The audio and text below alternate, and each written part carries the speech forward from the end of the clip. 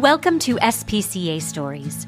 Spring has sprung, and here at SPCA Monterey County, that means one thing. Puppy and kitten season is here. Every year, as more young animals come into our care, the need for foster families grows in a big way. In honor of this busy and life-saving time, we are resharing a special episode all about our foster program. You'll hear from Abigail Shaw, SPCA Monterey County Lead Foster and Transfer Coordinator, and Destinee Lopez, Foster and Transfer Coordinator, as they share what fostering really looks like and the incredible difference it makes for animals who need a little extra care before finding their forever homes. If you've ever thought about opening your home, this is the perfect time to learn more. So hello, Abby and Destinee. Hello. How are you guys today? Doing well. Good. Well, thank you for coming. Welcome to SPCA Stories. So I'm excited to have you guys here. So Destinee and Abby have very important jobs here at the SPCA. But first, Abby, we'll start with you. So tell me your title. So I'm the Lead Foster and Transfer Coordinator. Okay, how long have you been working here? I think it's been a little over 8 years now. Wow. And so you didn't start out in this role, or did you? No, I was hired as an animal care tech. And then I got moved over to foster coordinator. And at the time, there was just the one. So I was kind of splitting it between that and animal care. Then it became a full-time position and then took on a second coordinator. So I've been in this position now for probably 6 years or so. Wow. Same question for you, Destinee. What's your title and how long have you been here? I'm foster and transfer coordinator as well, and I'm going on 6 years in a couple months. And you've started also in multiple roles, right? Yeah, so I've had my fair share in different departments. I've done a little bit of customer service, a little bit of animal care, health evaluator, clinic, and foster as well. Okay, so you're both very well-rounded. It's so funny when I interview people, all these people that I've been working with for so long, and it's just so funny to me and so interesting that everybody kind of has started in different places and have moved around, and especially people with longevity. I mean, we've got 8 years and 6 years. It's obvious you love being here and you love the animals. So thank you for that. And one of the things I like to do when I interview our team is I like to give a compliment. And I just want to say that both of you you don't seem like you are. Or maybe, yeah, you seem like a really well-oiled team. Like you communicate well, and you're able to work together, and things just are seamless. Just from what I've witnessed, it looks like you have a good time working together, and obviously, you guys are a great team. Before we jump into fostering, when you go to a party and you meet somebody for the first time, how do you describe what you do? I think that if people ask me what I do for work, it's definitely centered around animal care and taking care of every age group. But I primarily like to focus on neonates and adult dogs, for example. So lots of love, TLC. What response do you get from people when you tell them what you do? What do people say to you? Oh, you're so lucky to work with animals. Yeah. And Abby, same thing. I mean, how would you describe what you do here at the SPCA to someone new? Yeah, I usually mention the foster name. We send animals out to foster homes while they're waiting for adoption. When I use the word neonates, people are like, what? What do you mean? But yeah, talk about bottle babies and kittens, puppies, and now our newer doggy day out program. So yeah, I definitely get a lot of you're so lucky you get to play with animals all the time. And we're like, yeah. Well, and obviously we know that we get to see cute animals all the time, but it's a little more than that. So jumping into that, I mean, define what is fostering? What is it here at the SPCA? So fostering is when someone gives their time and a space in their home to take care of either a puppy, kitten, dog, or cat for a temporary amount of time until they're ready for adoption. So it's usually a temporary basis. It can be anywhere from a week to a couple months, depending on what that animal's need is. So yeah, just giving your time and care and love, and we provide all the supplies. So it's pretty important what our foster volunteers do.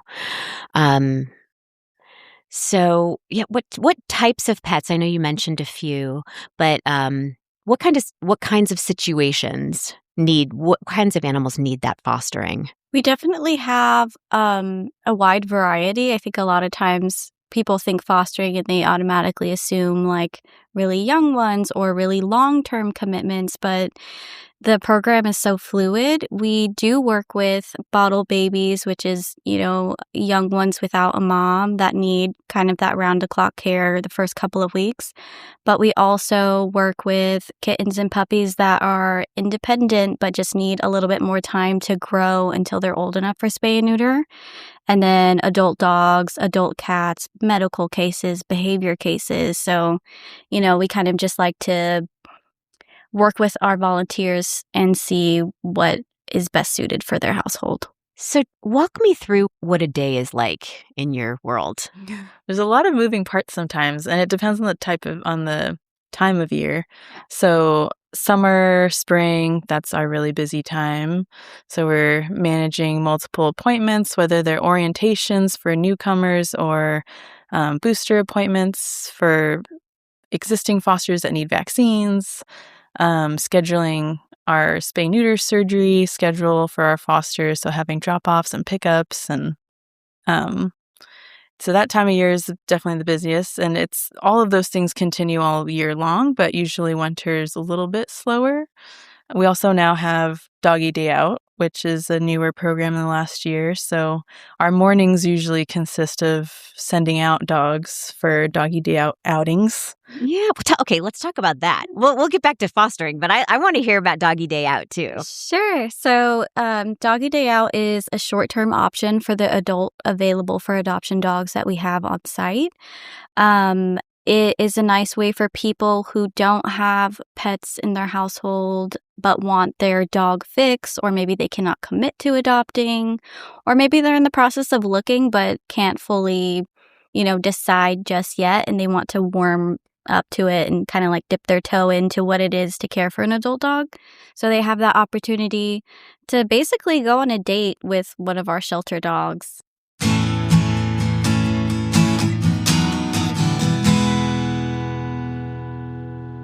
How many do we have? How many foster families do we have, or foster people? I just pulled a report on that, actually. So we have 114, give or take, active foster volunteers right now. But that does fluctuate, throughout the year. People will come back and say, hey, I'm ready to start up again. Or maybe we'll get a lot of new people that onboard in spring or summer when they have more time for it. Mm-hmm. So the number changes. And then as far as active Doggy Day Out and pajama party fosters, that's 262 more people that we can tap into. Wow, that's a lot. And they're important. I said it earlier. These volunteers are very important to our animals and our needs. So how does one become a foster volunteer? To become a foster, you can either apply online on our website, and both Destinee and I receive those applications. So as soon as we receive them, we review them, and then we communicate over email, send them an online orientation. And then after that, once they confirm they've done that, then we set up an in-person appointment where we go over things a little more in depth and have them sign some paperwork. So we try to make it as quick as possible so that, especially during the summer when we have a big need, we want to get them started as quickly as we can. People can also sign up in person as well. If they're visiting the shelter and they learn about it here, they can sign up right then and there. We have paper applications. Usually between the two of us, one of us is always here. So if anyone ever wants to inquire with us in person, they can do that too. So it's pretty easy to join online or in person. And then once we meet with them and get them in the system, then after that, they're ready to get started. So what kind of training is involved in the process during the application process? Yeah, so we try to make the application process and getting started as low barrier as possible, just to make it easy for people to get started. The orientation itself that we send through email, the online version, is just a breakdown of the program and what it entails, so they have an idea of what they're signing up for. And then they do an in-person orientation that covers all of the ins and outs of fostering in more detail. And then if they decide that they want to sign up for something that might be a little bit more challenging without experience, like bottle feeding, then we can offer like demonstrations on the first time that they pick up if they feel confident giving it a try. We also have demonstration videos that we can share with them. So there's different options. Everybody's comfort level is different, so we try to adapt to them as well. What would you say is the most difficult thing for a foster, or multiple difficulties that come up? I think probably one of the hardest things is saying goodbye when they're done fostering, bringing the animal back, especially if it was a single animal. You're spending so much one-on-one time with this animal and getting to know them, and they're getting used to you and your household, and sometimes they're like such a great fit for their house, but they weren't going into it intending on adopting. But we always just try to tell people that the more you can say goodbye, the more you can foster and help more animals. So that's always a hard part for, especially when they've just started fostering, getting used to bringing the animal back and having to say goodbye at the end. Yeah, I was going to ask about that. I was like, how do you coach people through, or, how do you talk them through the whole getting attached aspect of it? Because I know I would. I definitely think fostering is such a hard thing in terms of like attachment, just because like Abby mentioned, they are spending so much one-on-one time and kind of nursing those pets in certain cases back to health. So you have an established bond that's really hard to break and just say, okay, well, goodbye now. So one thing that we try to do that will help with that is we have notes in all of our foster profiles, so adopters can, or our adoption counselors can take a picture of the adopter with their pet if they feel comfortable, and we share that with the foster so they have that peace of mind. That's nice. And it also, I can imagine that it gives that foster a sense of closure, for lack of a better word, sort of like, okay, well, I did my part, and now this lovely cat or dog is in a brand new home and they're going to have a wonderful life. So that's got to be really fulfilling. So do you hear people say that a lot? Our volunteers? Yeah, the work that they do is definitely fulfilling, especially, if you're working with animals that are maybe really shy, when you get to know them and see their personality blossom through their hard work, or same thing with caring for young ones that, potentially wouldn't have made it without those fosters stepping in. I've alluded to this several times, but I want to hear from you guys. Why is fostering why is there such a need? Why is it important? It truly helps the animal become more adoptable. They're, instead of just sitting in a kennel waiting to be either old enough for adoption or healthy enough for adoption, they're getting to experience a home setting and get to know, sometimes, depending on how that dynamic is in the home, sometimes they're meeting adults, sometimes they're meeting kids, sometimes there's other pets in the home. So they're getting socialized with people of different ages, sometimes even other animals if the foster's comfortable introducing them. So they're getting all this socialization, especially the young ones that are in that crucial socialization period. They're getting all of that without just, sitting in a kennel, seeing us day. They see us every day, but they're not getting as much handling as they will in a foster home. They're getting trained on like potty training and, like Destinee said, the shy ones, like they really start to blossom in foster. So all of those things just kind of help build a better pet.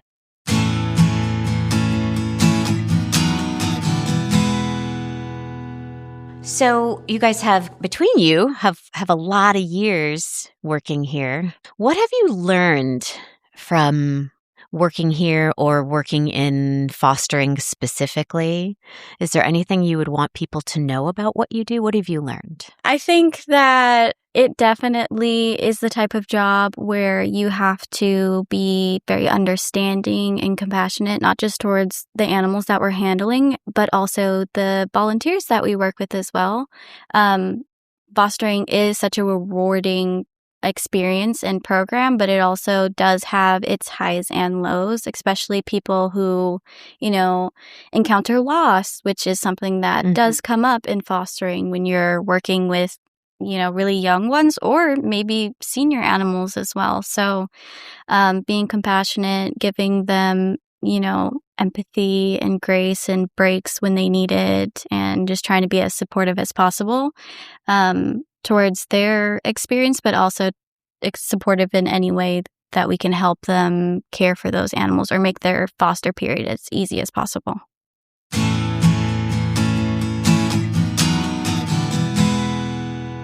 What's your favorite thing about what you do? I've always had like a soft spot for the neonates, I think. They're one of the harder ones to place because there's such around-the-clock care category that we need someone that is willing to bottle feed overnight. So they're always a challenge for us as coordinators, especially when they show up at the end of the day when we're trying to go home because they need placement right away and they can't be here overnight. But seeing them start off so young without mom and then make it to adoption, they're one of the longer, they stay in foster pretty long. So watching them go through all that growth, I've always liked working with the bottle baby puppies and kittens. That's great. How about you? Yeah, I think we have good balance too, because I love bottle babies too, but my, heartstrings are pulled by our adult dogs and our adult cats, and trying to focus on, programs like Doggy Day Out where they get the necessary exercise, mental and physical, during their time here as well, because it's not always easy to find someone who can foster an adult rambunctious dog. If you could change one thing about what you do, what would it be? If we just had an endless supply of volunteers who could just, always, take in the bottle babies or adult dogs, or maybe more challenging. Yeah. There really would be no hard part to our scheduling aspect of our job if we had an endless amount of foster availability. Yeah. And, if every time we have something that needs foster, if we just had someone we knew could come right then and there, that would be the dream. So we always need help. So what do you do when it's 5 or 4:45 or 4:50 and a mama and baby kitten, teeny tinies comes in? What happens? There's been times where Abby or I had to take home animals that couldn't stay. We don't have 24-hour staff here, so somebody is going to have to make that commitment overnight until we can find foster placement for the following day. Or we have our rock star foster, Autumn, who lives close by, that we've, counted on time after time. So we're so grateful to her, and it's ever changing, but we make it work as best as we can.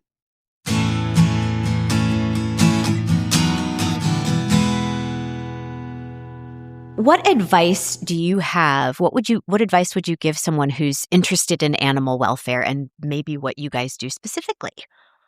I think one piece of advice would be to, depending on where they're at, maybe start volunteering at a local shelter or even a vet clinic, seeing what type of volunteer positions are open, or even part-time entry-level type positions, kind of get your feet wet and see how this world operates. And then if it's a good fit, then just, continuing to try for more full-time positions. And places like shelters, especially even this one, things are always changing. People come and go. So positions tend to open up all the time, especially for animal care and customer care. And that's a good way to get started. It's how both of us got started with, she got started as customer care, I got started as animal care. So, and then just kind of work your way to the position. Find your little corner of the organization. Anything else, Destinee? That's what I was going to suggest, the same thing too. I was going to school when I started working here, and I fell in love with it, and here I am 6 years later. But before coming here, I just had basic knowledge of caring for my own pets or maybe house sitting, but I learned everything that I know now just from working around in different departments in the shelter. So I think that's what I would recommend to someone who also wants to be a part of animal welfare. I feel sometimes that it kind of finds you. being a part of an organization like this, it finds you. So, I mean, I have a degree in acting and directing. I have my master's. That's what I have my master's in. And I just also happen to love animals and was looking for a change. And this community outreach coordinator job popped up. So yeah, it's interesting. I think it finds you. So is there a question that you wish I'd asked you or anything else you want to share? One thing that I can think of is, I think some people have the idea that they have to have like a certain lifestyle or work schedule in order to foster. But there's so many different ages and types of animals that go out to foster and so many different needs. Like, sometimes we'll have an adult dog that just needs like a week or a bottle baby that needs 8 weeks. So, it's a little bit all over the place. So, we have people that foster that work full time. We have people that foster who have kids and pets and military families that are planning to move in the next year. College students that have their own apartment or housing that allows pets. So, kind of whatever you have going on in your schedule, as long as you have like some space in your home, a safe space for them to be, and some time every day to spend with them. Like there's a lot of flexibility with who can foster. Yeah, I think that our foster program or this SPCA provides everything for our fosters as well. So that includes any supplies that they would need, any vaccinations that are required, spay and neuter surgery, any medical cases or situations that come up will be taken care of in-house at the shelter. So I think that is another thing that makes fostering easier, so that way they don't have to worry about taking on unnecessary expenses or, committing to something that can kind of spiral out of control. So yeah, it's a very flexible program where anyone can do it. One more question, maybe it's a big one. What are your hopes for the future of animal welfare? I think more spay and neuter. We're making that more accessible by doing our mobile clinics and low cost, clinic services as well. That would definitely help in peak season where we're not seeing as many newborn animals from all unaltered, ferals or intact pets in their household that had accidental litters. So that would be ideal. And of course, the endless funds to care for as many animals as we can. I want to thank you guys so much for your time and for your talents and for all that you do for this organization. It has been so much fun to talk to you, and thank you for all this great information. Thank you for having us. Thank you so much.